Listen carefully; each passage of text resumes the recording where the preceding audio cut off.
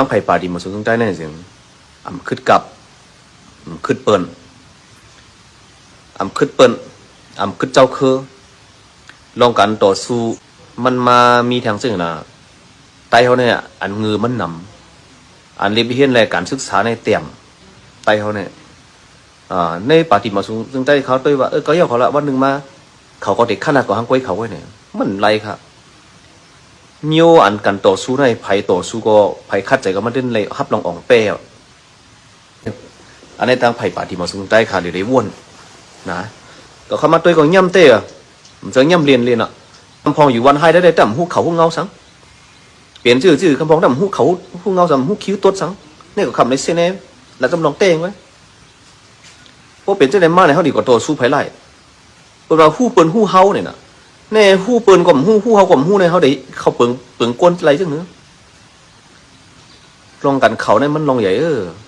เมื่อไหร่เปิลตึกกันในเปิลตึกกันตั้งพอซึกต่อซึกเปิลอ่ะร้วนเขามีวันตึกกันเยอะกว่าปัวลองตั้งไทยว่าโฆษณาส่วนชื่ออ่ะเยอะกว่าเขาลักนิยมชาตินิยมอ่ะเป็นมีเนี่ยเขามีแหละปฏิมาซึ่งได้เขาคำมีแหละออกเขามากออกซื้อเลิกเทิกไว้ออกมาจนอันนั้นเนี่ยเฮ็ดเหมือนก้นเป็นก้นหลงก้นใหญ่ออกรัดย่อยรัดต่างๆไว้น่ะรัดย่อยแก้วรัดนำก็ย่อลองเปิงเป็นเตี้ยเนื้อปื้นตีเขานั่นหรือรัดปันก้นมึงตาสีเขาว่าดังซื้อเก่าคาใครเฮ็ดได้หมดเลยเนื้อวันให้เนี่ยว่าดังซื้อเก่าคาใครมีเสียงตำสายมันนำแน่เขาเฮ็ดเลยบอกมีเขาเฮ็ดอะไรเขาเฮ็ดเลยเขามาตัวเนี่ยเสียงก้นเฮ็ดกันเจ้าจัดเนี่ยกำนำเนี่ยกำนำได้จะกำตั้งเสียงเนี่ยมันว่างเหรอกำนำเนี่ยขี้ขั้นอ่ะมันพอใครใส่ได้กันอันที่เขาเฮ็ดแต่ขี้ขั้นเขาขี้ขั้นไหมหรอกการเขาหลูเฮ็ดเนี่ยหยับตันหือตุ๊กตันหือเลียตันหือเขาเดี๋ยวเฮ็ดเราเป็นการเขาแหละนี่ก็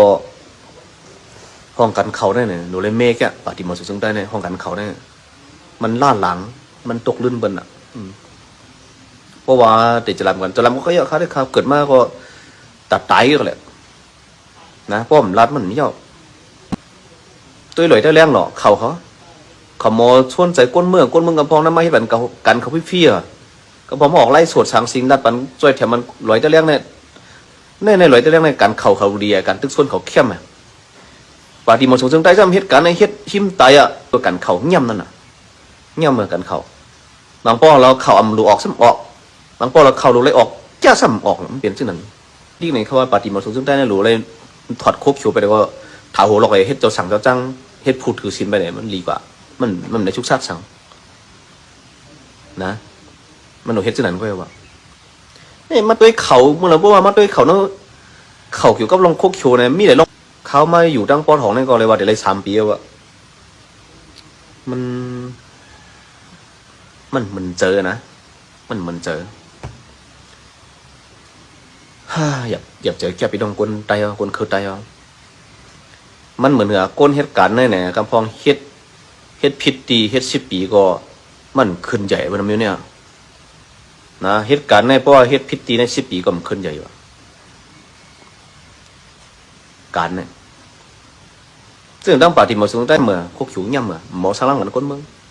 เปลี่ยนคือกลมหัวข้ากลมปองเจิมเขาอีสามารถเข้าใจกลมหัวเขาวางมิ้วหลีตังหลีลัดแก้มลัดเย็น10 เย็นช้อยว่าตั้งซื้อเขาได้ง่ายนะหรอเพราะว่าใครปืนเผาได้ว่าโตเต้ไผ่ห้องกันเขาได้ที่ต่อตั้งไผ่อุปเปิงในปืนตีกูตีก็ว่าในปฏิมาสูงได้ในไผ่อุปเปิงหนอเจ้าเจเวียงของมีกูเจเวียงนู้ลองเขาเงาเปลี่ยนคือมีหือลองปืนตีถามกูเจเวียงแหละเอาไม้พงถามเจ้าเจเวียงกูเจเวียงแหละเอาไม้พงถามกว้านหนึ่งกูแหละลองนั้นเป็นชื่อลองนั้นปืนตีเป็นชื่อเอาไม้พงถามแหละเพราะถามในทางแฮนเขาสิออกปันกูวันแหละแต่คนมึงไงเหรอเนี่ยมันมีสังแทงกันเนี่ยอำรู้เลยหาเขาเป็นห้องกันเขาเลยหาก้นเหตุกันเขา10 ก้อ20 ก้อเนี่ยว่าดังซื้อมันหนูหาเป็นแต่นั่นหรอหรือเลยกับ10 ตั้งไผ่อุปเปิงไว้กับ10 ตั้งไผ่อุปเปิงไผ่ปฏิมาสูงได้อุปเปิงสูงสุดเป็นภาวะเขากับ10 ก็นั่นยอดติดต่อย้อนไหมพงเนาะย้อนไหมพงกูย้อนไหมพงกูเจเว้งกูเจตอนย้อนไหมพงแต่เดี๋ยวเอาเขานั้นปื้นตีจุกับลองเลยออกกันก้นเมืองนั่นต่างเขาละในปานลองเปิงเป็นที่นั้นปื้นตีหมอกในก็จำเปลี่ยนไรเนี่ยหูเดว่าซึ่งเทียนเราว่าโคกเขียวได้ก็หลีอีลูเขาอยู่ เตเฮ็ดสังก็เลยว่นถึงเขแทงเตเฮ็ดสังเลยว่นถึงบ้านเจ้าคือแทงเตเฮ็ดสังเลยว่นถึงว่าไตแทงเตเฮ็ดสังได้เลยว่นว่ามันแทงก้มนั่นเนี่ยโคกโฉเนี่ยเลยว่ากินเจอเฮือโคกโฉมันมีอนาสังเพราะว่าโคกโฉมีอนาเมืองใต้แน่โคกโฉกวนขอเราแล้วเยี่ยวเข้มแหลบหลิงงามมาไว้เขานะแล้วไม่ยังเบิ่งโคกโฉทั้งมันห่มกันปันเป็นกวาดทั้งนั้นน่ะก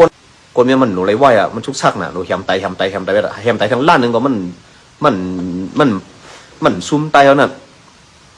กวนเงือเนี่ยเกิดมันหนำก็มันนักแผ่นดินก็แฮมไตก็เซ็งก็เหลียอันที่เป็นอัมปันกว่าอัมปันมาเนี่ยชุดที่เก่าครับเพราะว่ามันเดหาล็อกไล่ปิดอึดเปียดตัดเปียดตาสีตัดหาตัด